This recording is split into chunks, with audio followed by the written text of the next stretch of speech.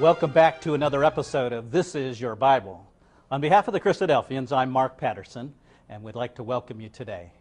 Today we'll be looking at our scriptures, and we'll be looking at a very special part of the scriptures. In your Bible, there are living parables. We've talked to you before about living parables, and today we would like to spend some time thinking about and sharing with you thoughts around the parable about the potter and the potter's house. We have with us today a special guest, Mr. Tyrone Smart. Tyrone is here with us from Queens, New York, and he's promised to share with us some very interesting thoughts about this parable of the potter and the potter's house. Today we want to talk to you about the potter's house. We mentioned that our special guest today is Mr. Tyrone Smart. Tyrone, welcome to the program. Thank you. Now, this subject of the potter's house, you and I have talked about just a little bit already, and it's very, very fascinating. It's very interesting.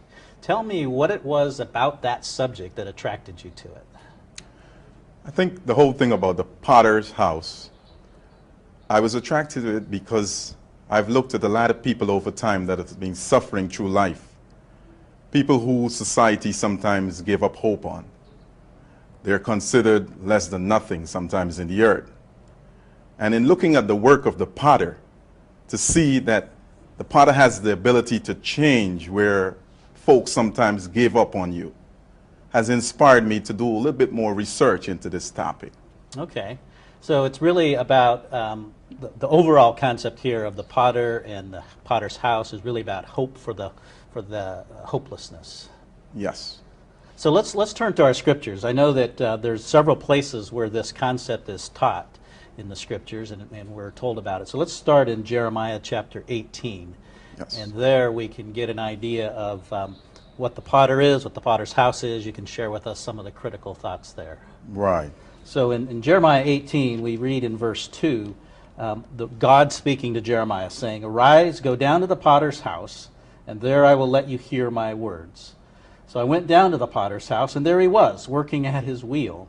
And the vessel he was making of clay was spoiled in the potter's hand, and he reworked it into another vessel, as it seemed good to the potter to do. So here we are, God speaking to Jeremiah, and this is literally going down to the potter's house. Yes, and that's interesting because when we think about God as the potter, the Hebrew word that is used is the word yastar. Okay. So God is the one who is designing the work. And Jeremiah is told to go down to the potter's house. It's like taking a step down. He has to mingle with the people, so to speak. All right. And if you've ever had the pleasure of looking at the potter at work, you would see the human potter. When he's working, he's into his work. He's designing, he's molding, he's shaping, and he's so involved that everything else takes a backseat.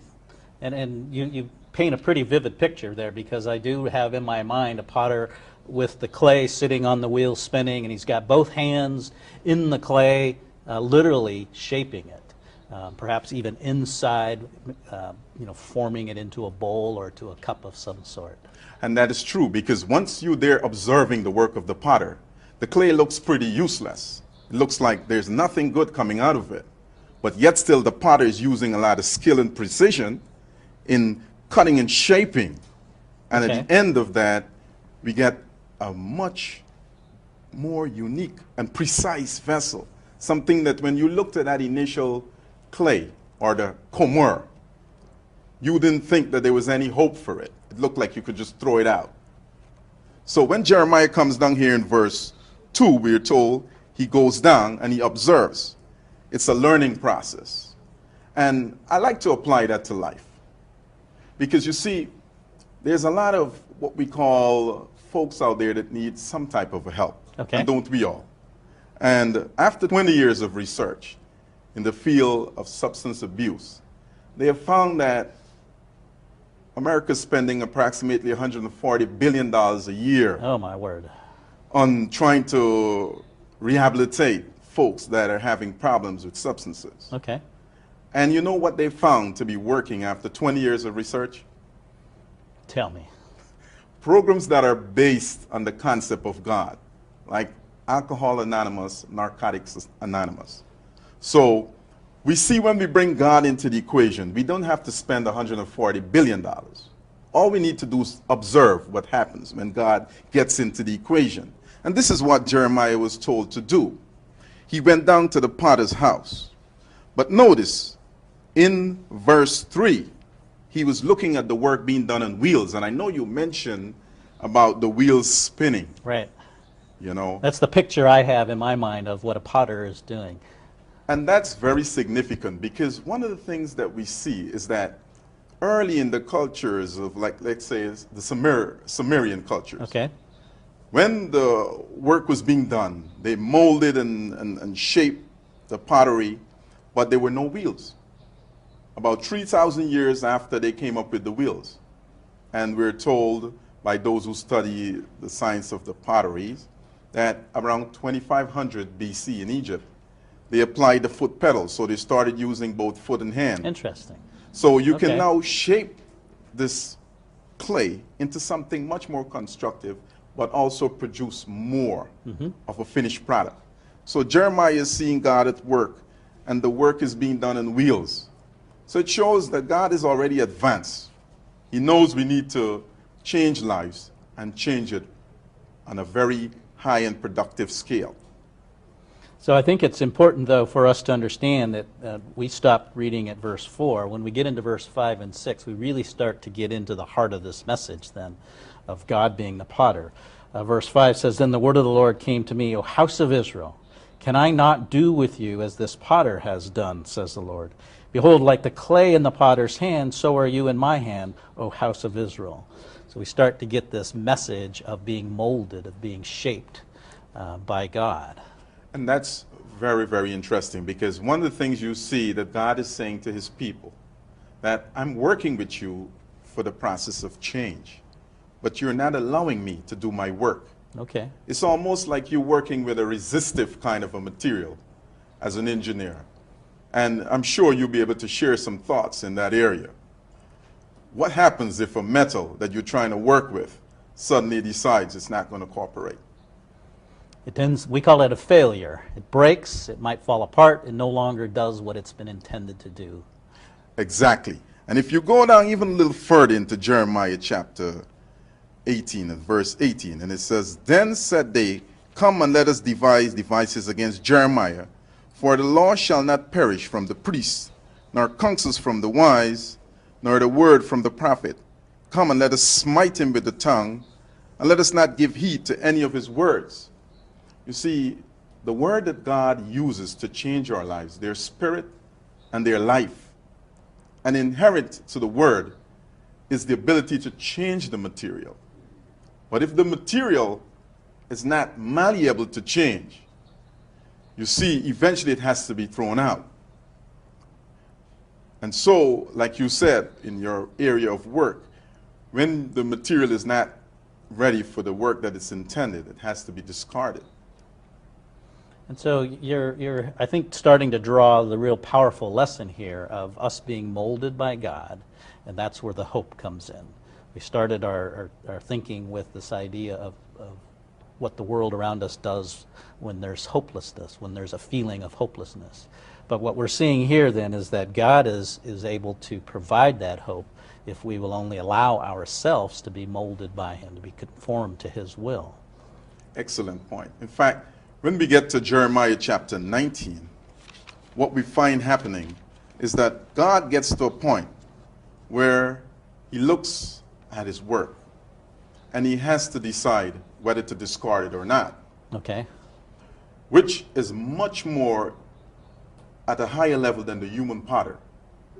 Because when the human potter is at work and he's shaping and he's spinning and he finishes putting his work together, he has to pass that vessel through an oven. Some call it a kiln. Right. Has to be fired. Yes. Has to be heated up, tremendously hot temperatures. And it has to be done at a very, very hot temperature, like you say. But what happens once that vessel passes through the fire? Well, it takes on a shape, right? It's hardened into that shape. So it is now what it's going to be, either a vessel for good or a vessel that can't be used. And if that vessel can't be used, what choices does the potter now have? He usually chooses to discard it. Has no other choice. Because once the vessel passes through the fire, and if it's not shaped into that vessel that it was intended, he has to throw it into the rubbish bin. But when we get to chapter 19, we see at verse 1 that God's process is much more extended. The vessel is marred, the vessel is broken. The life of the human being he's working with, he still, like you mentioned before, still has the ability to instill hope.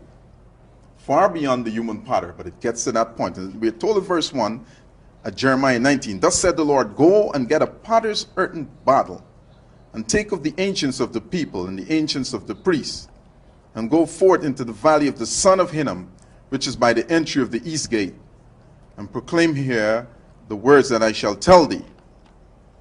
And in verse 11, we see how the point is summed up. It says, "And shall say unto them, Thus saith the Lord of hosts, even so will I break this people in this city, as one breaketh a potter's vessel, that cannot be made whole again.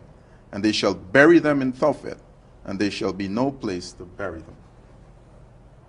So God gets to that point where he is able to estimate when the vessel can truly no longer function, which is beyond the human potter, where we ourselves begin to fail, where we start spending billions of dollars without any positive results or very minimal results. So part of our blessing then is that through the scriptures and through what we're looking at today with this living parable, we find that there is a message of hope even within that. That what we've read about is the end point, is when God has said, I no longer find you able to be molded to my will. Yes. So you had shared with me previously that Job was one of those characters that had gone through this fire. And I find it interesting back in Job chapter 4 that this symbol, this analogy of using the potter and the clay is brought to us again. That's correct. So let's look that up. Job chapter 4, let's look at verse 17. And here we have one of Job's friends saying to him, "Can mortal man be righteous before God? Can a man be pure before his Maker? Even in his servants he puts no trust, and his angels he charges with error. How much more those who dwell in houses of clay, whose foundation is in the dust, who are crushed before the moth." And that's true. You know, what they were saying in essence to Job was, you're getting beside yourself, Job. There must be something that you have done wrong, that your life is so messed up at this point. What Job did, he actually was able to turn this statement to a truism and to explain further his predicament. If you look forward into Job chapter 10, for example, at verse 9, Job not only explains to his friends that he acknowledges that God is the one who is in charge, but that God is able to bring him out of the situation he was into and take him to a higher level or a higher place. And we read this in verse 9 when it says, even if we were to enter earlier verse for connection, it says in verse 8, "Thine hands have made me and fashioned me together round about. Yet thou dost destroy me. Remember, I beseech thee, that thou hast made me as the clay, and wilt thou bring me into dust again?" So we see Job acknowledging that it is God who is his maker, and that God is in charge of his ultimate destiny. It is Job who says in the end, even after this body is destroyed, even after the skin worms destroy this body, yet in my flesh shall I see God. So if we're going to take this concept, then we need to move it forward into one that we can apply in our lives. This concept of God being the potter, of us being the clay. And so what lesson are you looking for us to take from that? Well, one of the things that I see as part of being able to apply the principles of the potter and the clay is in the issue of self-esteem. Okay. For when we go to books like Isaiah, we started reading of, individuals who are having problems, whose lives are not right. They feel less than anything. They feel like they're nothing. Now God shows us through his word that he's able to bring us up to a level of self-esteem that we can't even imagine. In Isaiah 29, we see clearly in verse 15 and 16, we begin to read the words there that is being shown through the prophet Isaiah. When it says, let's enter in for connection a little earlier. Verse 13.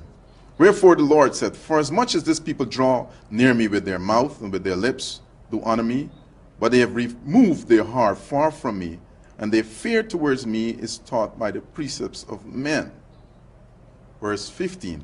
Woe unto them that seek deep to hide their counsel from the Lord, and their works are in the dark.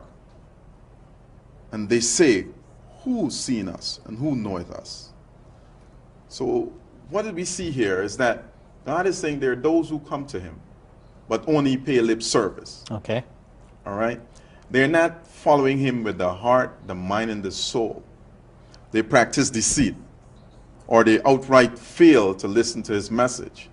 And as a result, they become depressed with life, because their achievements after time seem not to matter to them. And in chapter 30, Let's just before you leave that, let's Sure. not skip verse 16 there, which is really highlights the lesson that we're trying to pull here, and brings us back to the analogy that we're looking at with the potter. It says, "You turn things upside down. Shall the potter be regarded as the clay?" Asking the question in reverse. yes, That the thing made should say of its maker, he did not make me, or the thing formed say of him whom formed it, he has no understanding. So it's really, there's the message to us as the clay is, let's not turn it around. Let's not turn it upside down. It's God who's in control. So when you talk about self-esteem, we have lots of books and lots of ways that we are told today about developing our self-esteem, and really the self-esteem should come from giving ourselves to God. Yes. And recognizing that it's through his molding of us that we have some strength of character. yes. And I'm glad you mentioned that, because he provides us with the blueprint where we can truly evaluate ourselves. So when we are living our lives in accordance with what he's told us to do, and not just paying lip service, we know our self-esteem is in accordance with God's esteem. And that is the highest level of quality of life we can truly live. So when we get to chapter 30, he brings out another aspect of it in verse 40, where it says there, "And he shall break it as the breaking of the potter's vessel, that in broken pieces he shall not spare, so that there shall be not found the bursting of a sherd to take away fire from the earth, or to take away water withal out of the pit." What God is saying is the life that neglects his principles eventually becomes like a well without water, or with a fireplace, imagine in the midst of winter with no fire. So it becomes a hopeless life, a life that ends up in a dead-end street. So really, it kind of comes down to the question is, will we as mortal men and women be willing to accept God as the supreme maker? Will we be able to accept him as the potter? And that's exactly where you're right, because it's a matter of choice. If we had set our own standards in terms of how we're going to live our life, how we're going to rate our self-esteem, the man who's self-taught and self-willed, in us, we all have a little bit of that going on. If we go by these principles, when we're saying to the potter, I don't need you, I can live my life, I can plot my own course, and we could even sing, I did it my way. I know you know that famous singer that Yes. sang that song, right?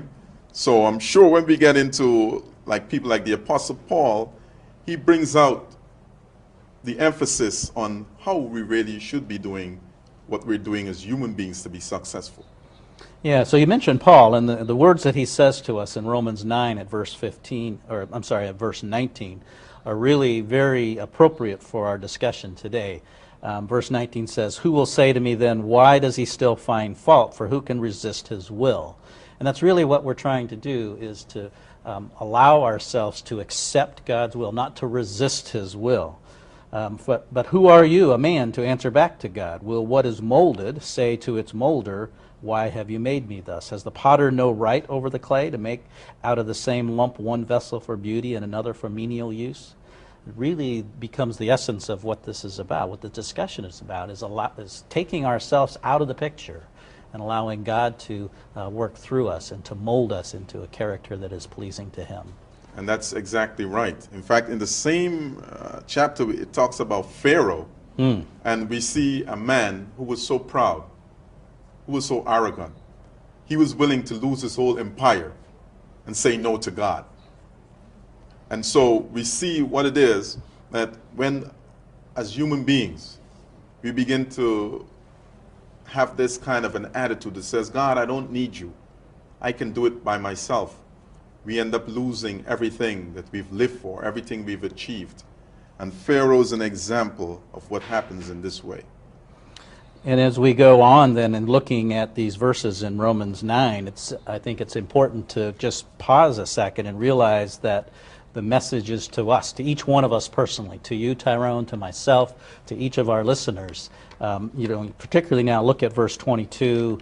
What if God, desiring to show His wrath and to make known His power, has endured with much patience the vessels of wrath made for destruction? Verse 23, in order to make known the riches of His glory for the vessel of mercy, which He has prepared beforehand for glory. And here's the personal thought of it, verse 24. Even us, whom He has called, not from the Jews only, but also from the Gentiles. And so it becomes a very personal message if we're willing to accept it, if we're willing to allow ourselves to be molded by God, to have God as the potter reach out and shape us into a vessel that, as he says here, a vessel that was for beauty. Yes. And I think your point is well taken, that God is selecting a people for His name, and He's doing it globally, out of all the nations of the earth, from the Gentiles. And this people that He's selecting will be ultimately for His glory. And that's an important concept, because then it becomes not only a personal message to each of us, but it becomes a message then for those who have responded to gather themselves together. Right? It's the Scripture uses the term the house of God. Yes. We call it the ecclesia, the church. It's the gathering of men and women who are of like-minded belief. Yes. And I'm sure you would like to extend that invitation to all into the world today, as we say, the ecclesia of God, or as some would call it, the church, is where God is working. In fact, Timothy was given this lesson very early in life. In 2 Timothy chapter 2, we are told, verse 20 and 26, that in a great house, there are different types of vessels. There are a variety of vessels. There's some of gold, there's some of silver, there's some of wood, there's some to honor, and some to dishonor. And so, when we get to the ecclesia of God, we begin to see God's work in the lives of the believers, shaping these various types of vessels.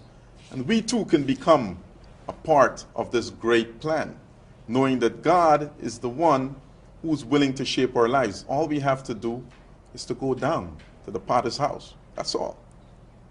And that really is a very, very powerful message, because we've started with a living parable, words in the Scriptures, about a potter, about God, and we've concluded and brought it to the point where it's personal, where there's an offer of hope for yourself, there's an offer of hope for me, there's an offer of hope for each one of our listeners, that if we will just take the time to allow God to mold us to be working in our lives. And it doesn't cost $140 billion either. It sure doesn't. Here we have the Scriptures laid out for us, available to each and every one that is willing to use it. And one of the things that I'm sure that we can take from here with this message, as well as we think about what we're saying, is that it's not that it's totally free either. It is priceless.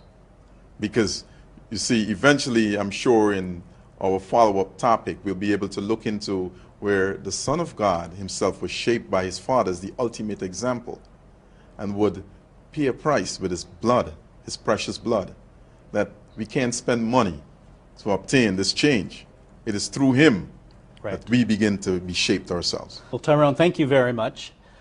Friends, we would invite you to stay with us. We'll be back in just a minute.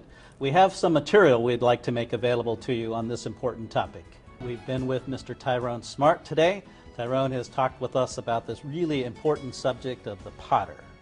And in this subject, he's helped us understand that the Lord has provided us a message of hope. If we will take that message and apply it to ourselves, if we will make it personal, if we'll let God mold us as the potter does the clay so that we're not tossed aside. Tyrone will be back with us to carry on with this subject and talk to us about the potter and the clay, to carry this on in a bit more depth. So we'd invite you back to join us for that.